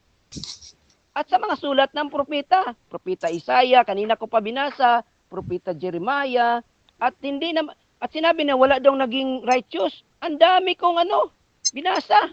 O ito, propeta Noah, Genesis chapter 6 verse 9, Iob chapter 1 verse 1, ang Gentile ng Ninibe, Yuna chapter 3 verse 10, at saka mga Gentile, lahat na ito. Isaiah 56 verse 6 verse 7. Anong ibig ang kailangan lang? You have to respect the covenant. To follow the covenant. Ito yung problem lang.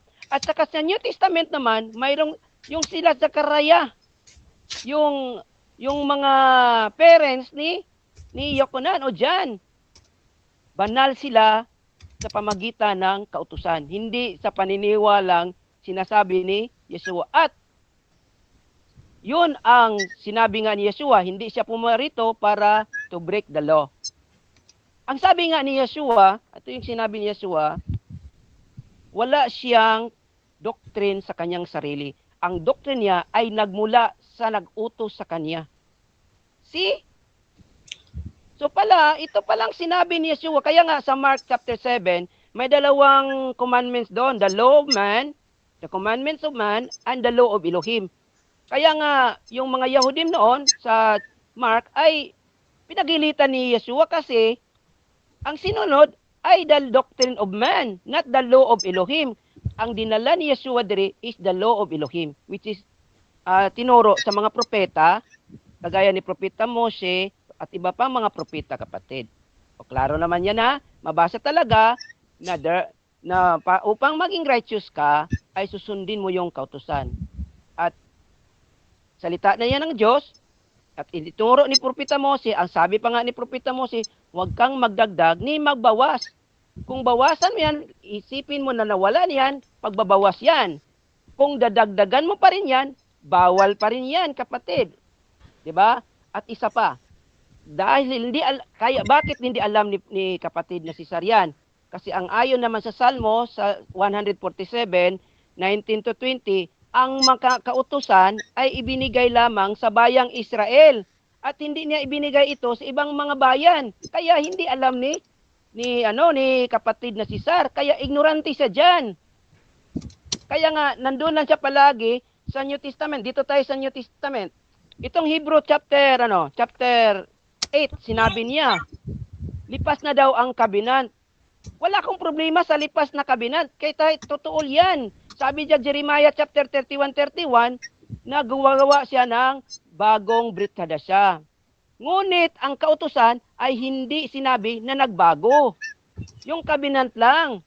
So diyan kasi walang alam sa Torah, kasi ulitin ko Psalm 147 verse 19 to 20, ang kautusan at ang mga covenant lahat ay ibinigay lamang sa bayang Israel, hindi nga ibinigay sa ibang bayan. Ito naman tayo sa Hebrews chapter 9 verse 22. Alam nyo ba na ang sabi diyan, if there is no remission kung walang daw ng dugo. Alam nyo ba anong kasalanan ang tinutukoy doon? Ang tinutukoy diyan na kasalanan nasa Levitico chapter 5, yung tinatawag na unintentional sin. Pero yung mga intentional sin ay kailangan ng total repentance. Hindi kailangan ng itinatawag na offering. So yan, hindi din alam na ating kapatid kasi nag-mix up Ngayon, dito tayo. Si Haring David noon, nung nagkasala siya kay Bathsheba, nag-offering ba siya?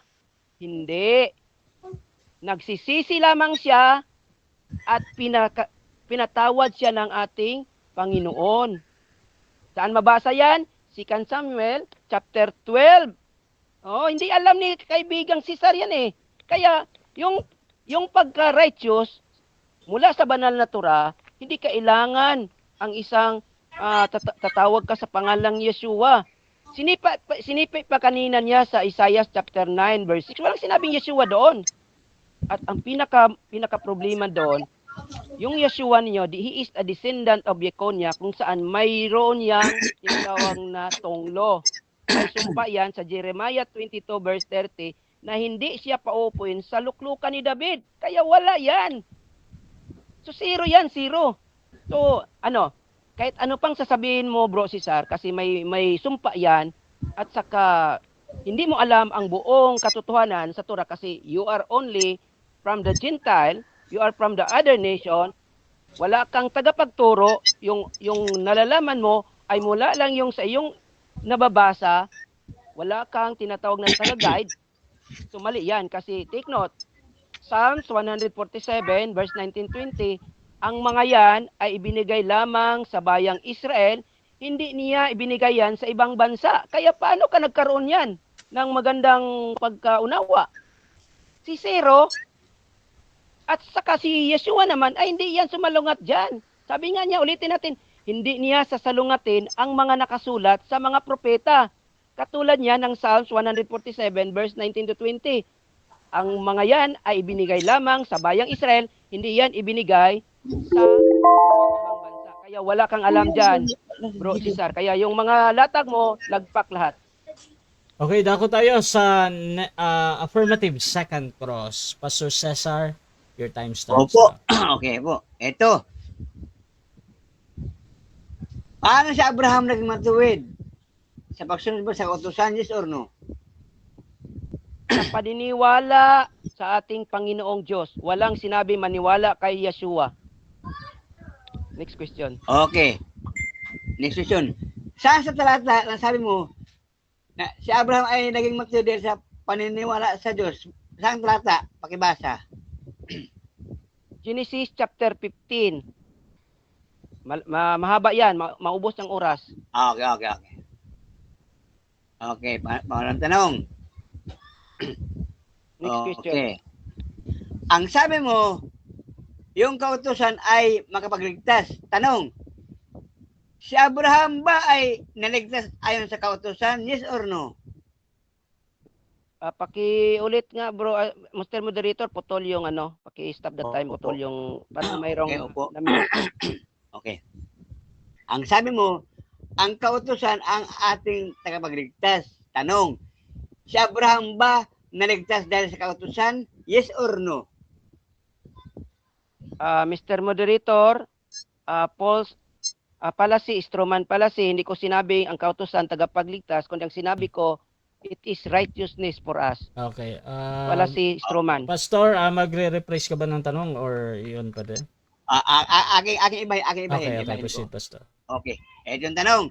Si Abraham ba naging matuwid dahil sa pagsunod ng kautusan? Yes or no? Yes, Yes. ayon sa Genesis chapter 26 verse 5. Okay. Yung bang panahon ni Abraham mayroon ng kautusan? Yes or no? Yes, mayroon. Ulitin ko, Genesis 26 verse 5. Ang mabasa dito, kapatid, para for the sake sa mga nanonood, ito basahin ko. Sabi dito, sa Genesis chapter 1 ito mababasa natin. Sabi dito, because Abraham obeyed my voice and guarded my charge, my commands, my laws, and my turot. O yan, ang Next babasa. question. May talagang autosan pala. Okay. Ayon sa Genesis 15:6, at sumpah sa'yo sa Panginoon at ibinilang siyang matuwid. Tama to, hindi? Tama. Tama ba to, hindi tama? Tama yan. Kasi mayroon silang pinag-usapan ng ating Panginoon. Ang pagiging makatuwiran kasi Panginoon, dapat mong sundin ang kanyang mga salita. Isa na doon ang kautusan. Okay. Next question. Next question. Okay. Yung kautusan ba, ang kautusan ba, yung tipan ba ay pangako or hindi pangako?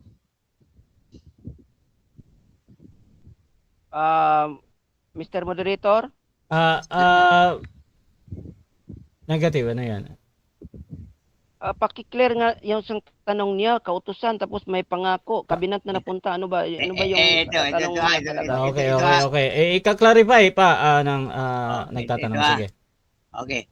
Ang tipan sa kanya ay pangako or kautusan. Pangako ba daw yan o kautusan? Mayroong kautusan, mayroong pangako. Una, pangako Okay, niya, wait. ipinangako ng ating Panginoon, ipinangako ng ating Panginoon na yung land of Canaan ay ibibigay sa kanyang mga descendants. Pero mayroon niyang sinasabing kautusan. Mabasa nga natin, Genesis chapter 26 verse 5. Mayroong sinusunod na kautusan si Propeta Abraham. Okay. Next. Okay. Kanina, bumanggit ka ng New Testament. Ayan, ating balikan yung Mateo. Yung Mateo 7:22, sabi doon, ang makapasok lamang yung sumusunod sa kalooban ng Ama. Tama ba ito? Hindi. Tama yan. Kasi ang kalooban ng ating poong may kapal, sabi nga niya doon sa Deuteronomy chapter verse 6:25, it is righteousness for us when we follow the Torah. So yun yung kalooban ng Diyos. Kaya nga ibinigay sa bayang Israel ang kautusan eh. Okay. Ngayon, tanong. Ano ang kalooban ng Diyos na sinasabi ni Yeshua? Ano ang kalooban ng Diyos na dapat sundin na sinasabi ni Yeshua? Yung kanyang sinasabi mismo ni Jesus. Anong kalooban yon ng Diyos? Okay. Ang sinasabi ni Yeshua, ang kalooban, pagkabanalin ngawa sa iyong salita. Ang iyong salita ang katotohanan. Ito'y tumutukoy doon sa Salmo 119:142.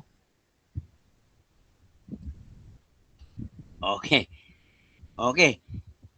Ito yung tanong uli. Sinabi ni Jesus, nung Yeshua, doon sa Juan 6:40, at ito ang kalooban ng Diyos na ang makita sa anak ay sasampalataya. Tama ito o hindi tama?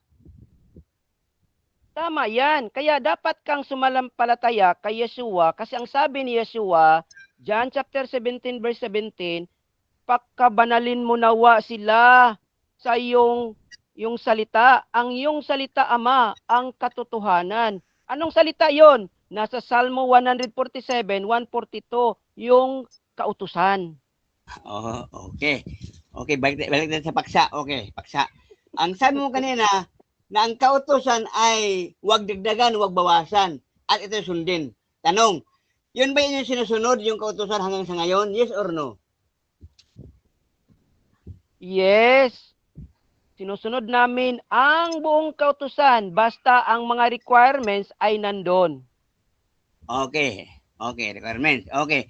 Ang tungkol sa kaligtasan ng kautusan, ang sabi sa Lumang Tipan sa Tanak doon sa kautusan, na yung dugo ng korderong kambing baka tupa ay kailangan ang panglinis ng kasalanan. Tanong, ba itong ginagawa o hindi ginagawa? Objection muna. Objection, Mr. Moderator.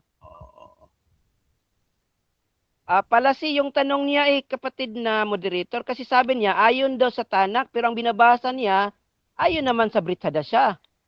Okay. Ano yan, palasi? Okay.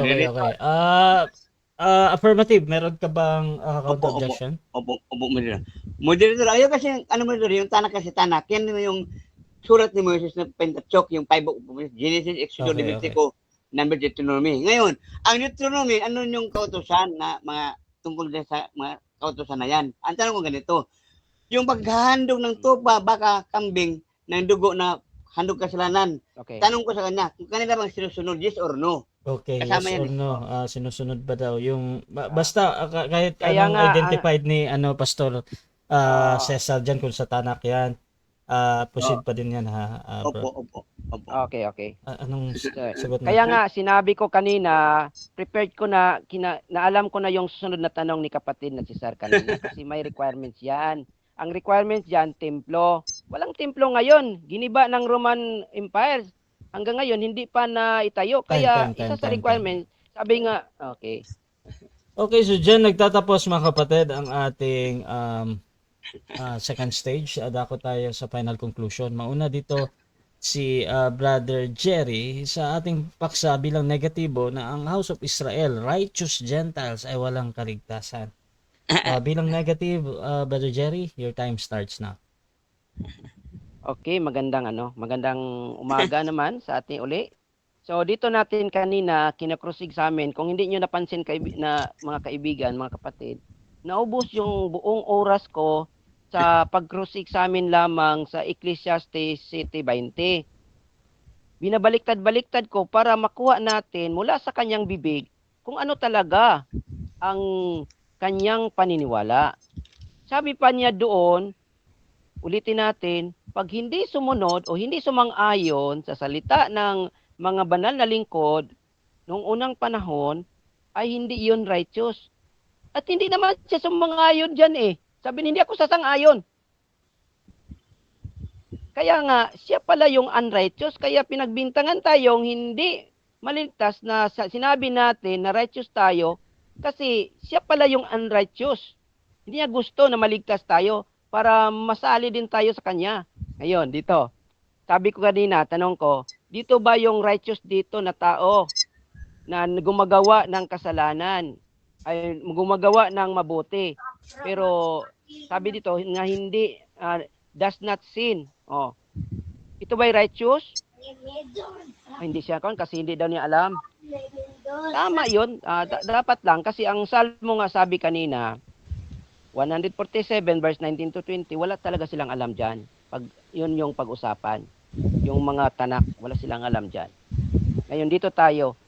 Paulit-ulit niyang, para bang yung salita mismo ng ating pong may kapal na binabasa ko doon sa lumang tipan, sinalungat niya. Kagaya din ng Ecclesiastes, sinalungat pa rin ng ating kapatid, kaibigan. So ibig sabihin yan, noong unang panahon mga kapatid, ito istorya ko ito. Ang bayang Israel, pag hindi sila sumunod sa kautusan, tatawagin niya ng ating pong may kapal na unrighteous or backsliding. Ang iba pa nga, prostitute. Katulad ito ni ating kaibigan, si Cesar. Hindi siya sumasalungat, palagi siya. Hindi niya alam na si Yeshua pala ay nag-ano pala ito ng kautusan. Sa Mark chapter 7, may dalawang klaseng kautusan, commandments of man o commandments of Elohim. Ang sinusunod ni Yeshua is the commandments of Elohim. Hindi alam din ni kaibigang Cesar ang istoryang yon. Kaya nga ang sabi niya kanina, nagtanong siya, ano daw ang kalooban ng Diyos? Tama bang sabihin na ang kalooban ng Diyos ay maniwala kang Yeshua? Dapat lang.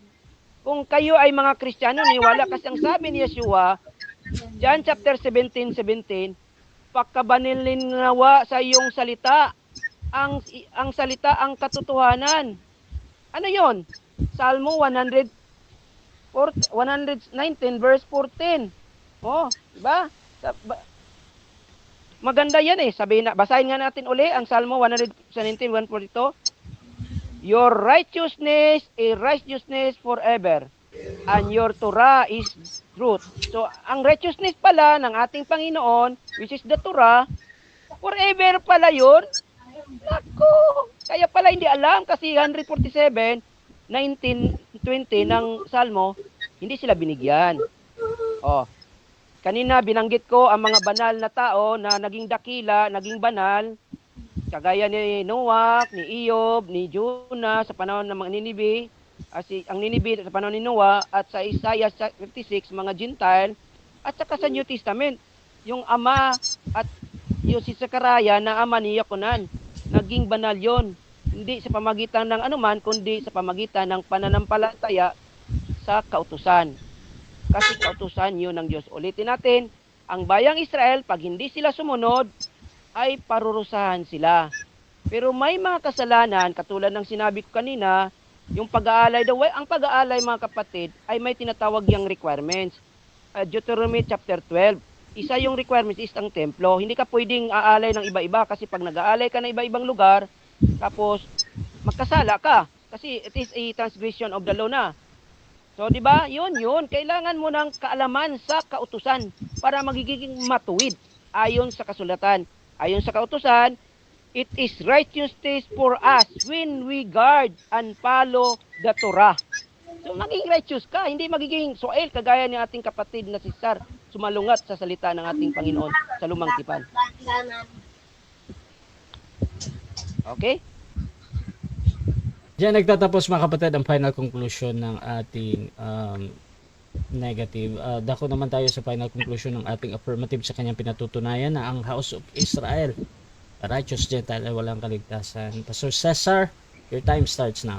Opo, napakaganda po Huling-huli po siya kanina sa aking pong tanong doon sa tungkol sa kautusan. Kasi ang kanina sabi niya, malit na daw ayon sa kautusan sa pagsunod. Ang tanong ko sa kanya kanina, yung ba nakalagay sa tanak, yung kautusan ni Moises doon sa Deuteronomy, na kung saan po andun yung tungkol sa kasalanan na maghandog ng bisirong kambing, baka tupa, yung dugo para sa kasalanan. Yun yung trabaho ng saserdote nung araw, nung unang panahon. Na sila ay maghahandog doon sa altar o sa dambana ng dugo ng hayop para sa kasalanan ng mga tao. Eh hindi nila ginawa yun. Ibig sabihin wala silang kaligtasan kasi nga hindi na nila ginawa yun. Huling-huli ka. Yan, ano pa? Ito naman sabi dito sa Biblia, Deuteronomy 25:1.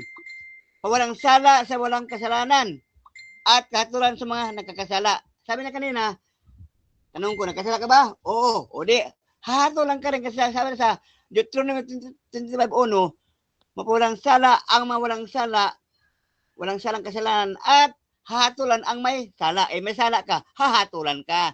Kaya wala kayong kaligtasan kasi hahatulan pa kayo eh. Buti sana kung perfect kayo, gaya sa amin perfect. O ganyan halimbawa, hindi nagkasala. Oo, ako. Tanong mo ako kanina kung ikaw ba sa nagkasala? Hindi.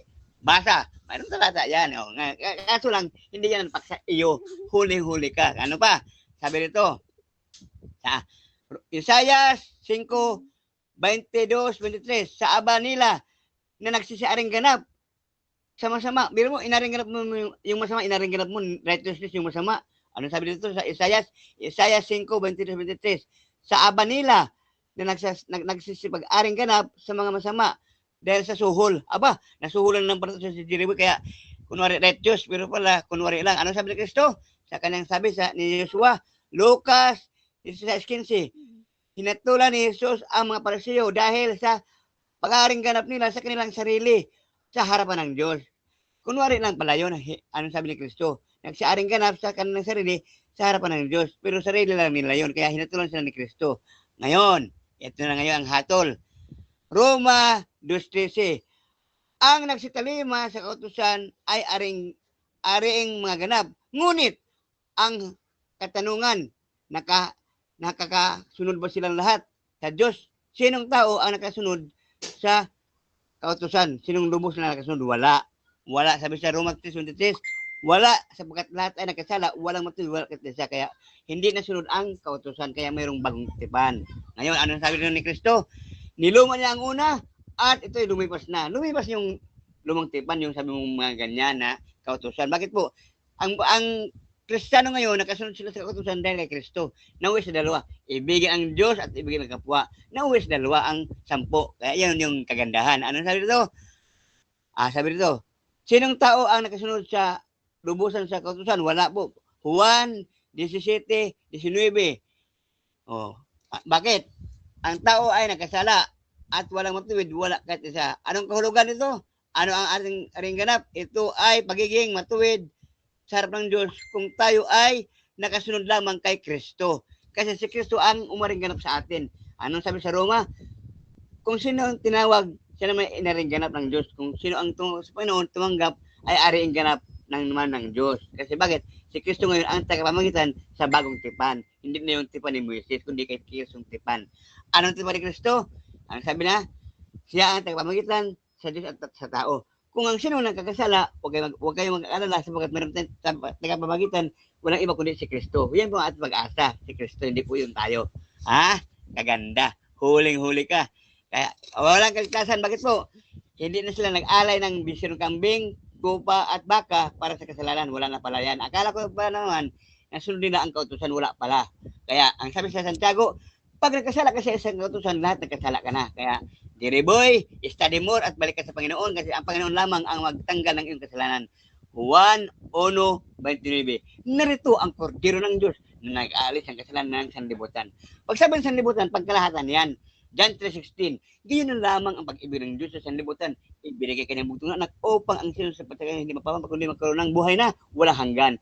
Walang hanggan sa forever. May forever pero kay Kristo. Wala sa inyo na hintil. Ang hintil, walang pag-asa, walang Diyos at nanatili sa kadiliman. Ay, naku, Jiriboy. Ano ba yan? Nanatili ka sa kadiliman. At ang sumpa ng Diyos ay nasa kanila. Naku, sinumpa pa. May sumpa pa kasama. Yan, ha? Anong lunas? Kailangan tanggapin si Kristo. Sabagat sabi ng Ama, ito ang minamahal kong anak. Pakinggan niyo siya. Ayan. Time. Thank you po. Okay, so dyan nagtatapos ang debate natin between